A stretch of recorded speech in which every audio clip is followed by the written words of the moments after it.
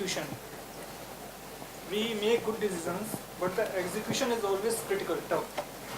And the second question is how India will develop. Because you see China, you see America. In America, I want to point out that Franklin D. Roosevelt, in First World War, America didn't participate.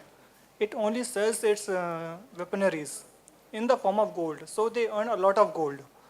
After earning gold, there was a problem because nobody was buying their weapons. So Franklin D. Roosevelt gave them, you just burn your crops and we will provide you with the money. So he spent the money. Again, the Britishers, as per Dadabhai Naroji, he told that at that time, around the 1850s, Britishers were looting 50 crore from India every year, annually. The figure may be some variable, but they were getting rich. So all the countries were rich before the world wars.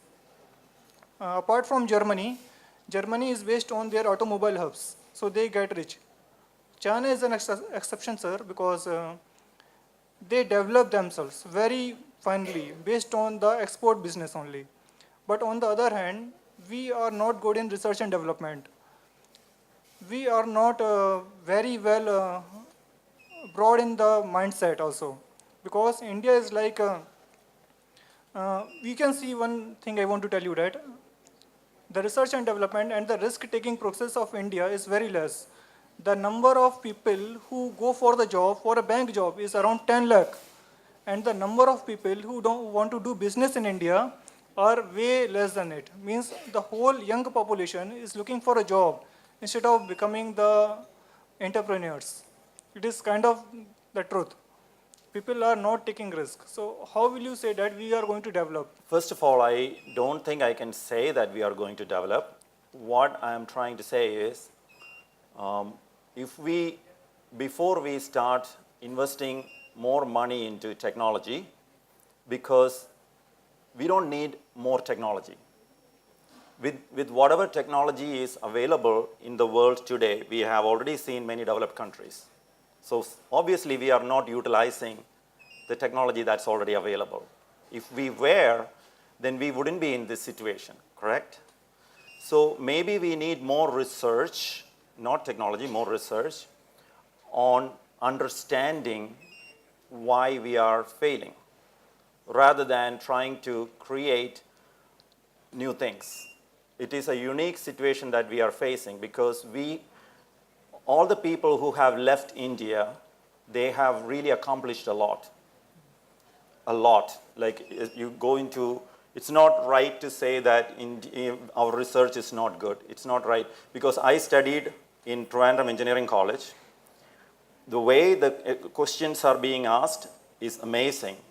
For example, they'll give the dimension of a bridge. They'll draw the bridge and show one member. Say it has to be 3 inches. Why? For me to answer that question, I have to start from the first principles of the law of force and everything. But afterwards, I studied in US, in University of Florida, which is ranked very high for engineering and in transportation. I took similar courses, but the question is asked like this. Find out the thickness of the member, and they will give you the procedure. So the idea is to act like a computer. So you're not thinking at all. So I don't think the educational foundation that was given in India is no way inferior. It is much more superior to almost all developed countries. That's the only reason why people from India can go to other countries and get nice jobs. Not because we are smarter or more intelligent or have better DNA or anything. I'm not saying we have inferior or superior. I'm just saying that is not the reason. The reason is the way we are taught is not to just apply procedures, but to solve problems from basics. That is a big difference. So in US, I didn't have to derive any formulas. I just have to either memorize the formula, or I'm not good at memorizing, so I have to somehow sneak the formula in. Otherwise, I will not pass exams. In India, it was okay. You don't have to know the formula. You know that formula could be whatever. I don't really need to know what it is because I'm going to derive it. That is the mind of a scientist, I would say. So I don't think we are lacking in that area. It's really what we are probably lacking, some of the things that we are probably lacking is like saying, I did my part. If something failed, I still did my part. That is probably one thing that we are seeing as a mindset. I will give you a simple example. I had a conversation with somebody who invited me for a housewarming ceremony, whatever. An engineer who is really successful in the community.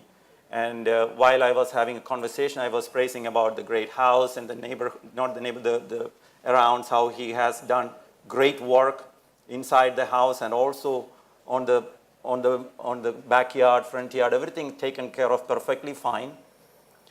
But the access road is all broken. So I asked him, hey, you have all these little leftover material here. Why don't you just take that and just finish the road also?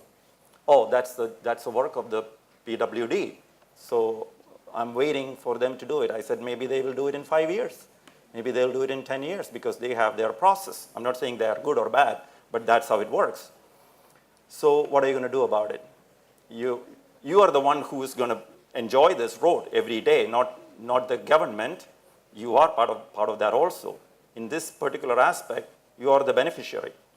So you can get the same workers who are really good. You have some leftover material for just in case something breaks in the house, but nothing is going to break in the house because you did a good job. So you don't need that leftover material. Why don't you just put it in the road? And you have a great road also. So maybe he thanked me and he fixed it the next day, or maybe in the few days to come. So it is really a perception of ownership. We look at certain things belonging to me and certain things belonging to somebody else. We don't look at the whole thing as me and the society as me being part of it and everything is mine. If everything is mine, then it's okay.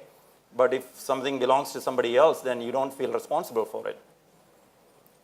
So it's really a mindset that has to change. The way we see things, like I can see something certain way and somebody else can see certain things totally differently. So if I see some things different, that's how I will react to a situation.